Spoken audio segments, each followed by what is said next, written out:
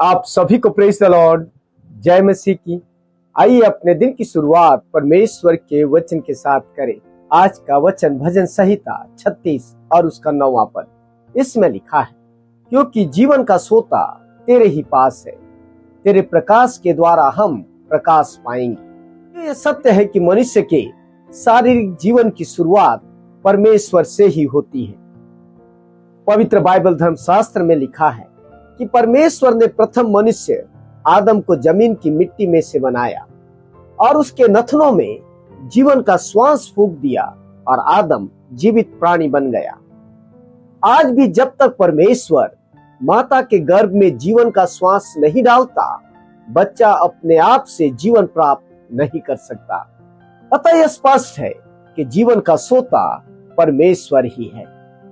परमेश्वर न केवल इस शारीरिक जीवन का सोता है, परंतु वह आत्मिक जीवन का भी सोता है, क्योंकि उसका प्रकाश हमें अधर्म और धर्म के जीवन के अंतर को समझाता है और हमारे जीवन में आत्मिक शांति और आनंद प्रदान करता है।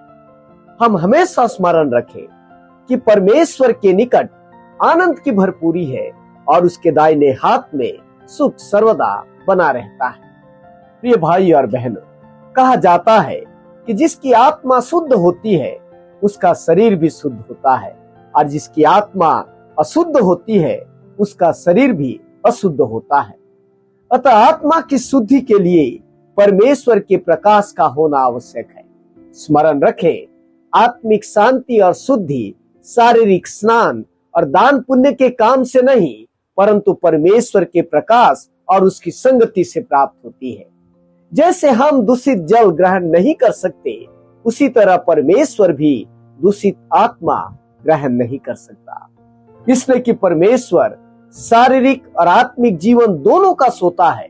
वह चाहता है कि हम आत्मा और शरीर दोनों को उसके प्रकाश से प्रकाशित करें, अपने अंदर के अंधकार को परमेश्वर के प्रकाश से दूर करें, हर प्रकार की वासनाओं और पाप की अभिलाषाओं को जो हमारी आत्मा को दूषित कर रही है स्वयं से दूर करें।